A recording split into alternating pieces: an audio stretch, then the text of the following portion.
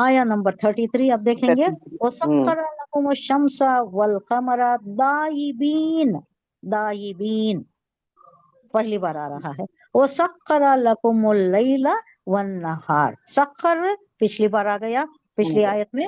مسخر کر دیا یعنی تمہارے لیے نرم کر دیا, اسے تمہارے لیے ایزی کر دیا, اسے ہارنس کر دیا.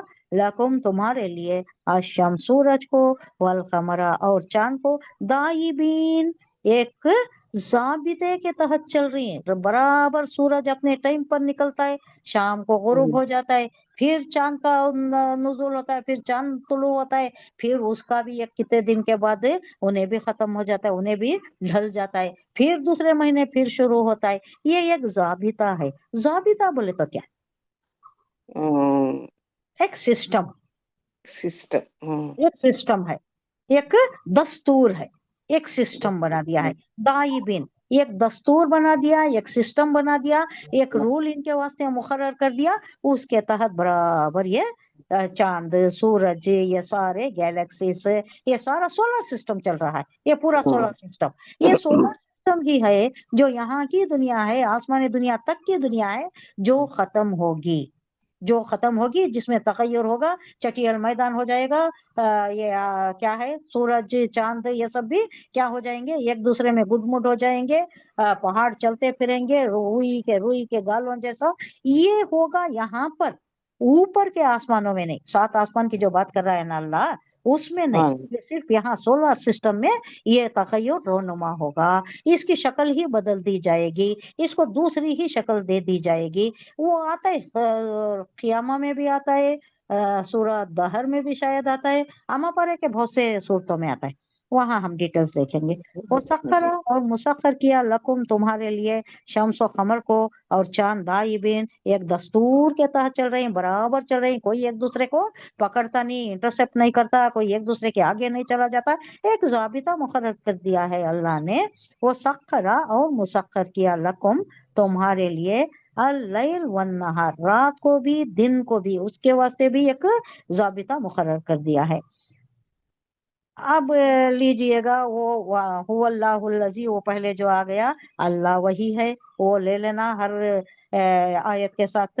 اللہ وہی ہے جس نے سورج اور چاند کو تمہارے لیے مسخر کیا کہ لگاتار چل رہے ہیں, لگاتار اپنی رفتار میں چلے جا رہے ہیں, اپنی آربٹ میں تیرتے چلے جا رہے ہیں, اور رات اور دن کو تمہارے لیے مسخر کیا. یہ مسخر کیا کو عام طور پر لوگ لے لیتے ہیں کہ تابع کرنا, تابع کرنا, تمہارے تابع کرنا. تابع نہیں کیا. مسخر کرنے کا مطلب یہ سمجھ میں آتا ہے کہ یہ اس کے روح سے تسخیر کرنا. تسخیر کرنا, تمہیں سمجھو, اسے فائنڈ آؤٹ کرو, تمہیں انویسٹیگیٹ کرو یا ریسرچ کرو یا جو بھی کرتی تمہیں فائنڈ آؤٹ کرو, تمہیں خود معلوم ہو جاتا ہے تمہاری دماغی کی کیپیسٹی, یہ جو کیلیبر جو ٹیلنٹس دیے ہیں, یہ تم کائنات میں اگر غور و فکر کرے, اس میں اگر زیادہ جا کر تمہارے آلہ کار یہ جو ٹیلیسکوپس ہیں, یہ جو بھی ہیں تمہارے آلہ دوربین, یہ جو بھی ہیں, اس سے فائنڈ آؤٹ کرو یہ کیا کیا ہیں, پھر تمہیں معلوم ہو جائے گا. یہ اللہ کے نظام کو جانو, میں کیا ہوں. جلوے اللہ انورات نے کی کیا اللہ بنایا ہے, تخلیق کے کو, بنائے اللہ کی مسخر. تخلیق کو جانے ہاں, کو خالق کو جاننے جانا. کو جاننا. اللہ کیا پیدا کریا اسے دیکھ لے تو اس جاننا کی خالق کو جان لیتے ہیں, خالق کی جان کیا کیا لینا. خصوصیات ہیں, کتنا بڑا ہے, اور کتنا پھر اس بڑا کا شکر گزار پروردگار ہے. بننے کے لیے اللہ نے کیا کیا بالکل نعمتوں سے نوازا, اللہ کن کن جلوے انورات سے نوازا, اس کے بارے اس کے لیے مسخر شاید. دیکھیں ہم نے فائنڈ آؤٹ کرو, ڈسکور کرو, اس کی تعریف کرو. چونکہ آنکھیں من کر چلو نہ کو, یہ جو بھی تمہارے اطراف نظر آ رہا ہے جانوروں کی طرح نہیں دیکھنا, چشم جی بصیرت سے دیکھو, اور اس میں کیا ہے اللہ کی معرفت جانو, بالکل اللہ کی تعریف کرو. حالانکہ انسان کے لیے ان چیزوں کو مسخر کرنے کا مطلب اس کے سوا کچھ نہیں ہے کہ اللہ تعالیٰ نے ان کو ایسے قوانین کا پابند بنا رکھا ہے جس کی بدولت وہ انسان کے لیے نفع بخش ہو گئی ہیں. یہ قانون ہے, یہ قانون کے تحت اسے جکڑ دیا ہے اللہ نے, ایک ضابطہ مقرر کر دیا ہے. فار ایگزامپل کشتی اگر فطرت کے چند مخصوص قوانین کی پابند نہ ہوئی تو انسان کبھی بحری سفر نہیں کر سکتا. کشتی چلتی ہے, کیسا چلتی ہے, जमीन के ऊपर चलती है नहीं, उसे अल्लाह पानी के ऊपर चलती है। तो पानी को एक रविश दे दिया है अल्लाह ने, वो डूबता नहीं, वो डूबती नहीं अंदर है, उसके ऊपर चलती है। तो अल्लाह उसे एक पाबंदी रविश कर दिया है, किसे? पानी को।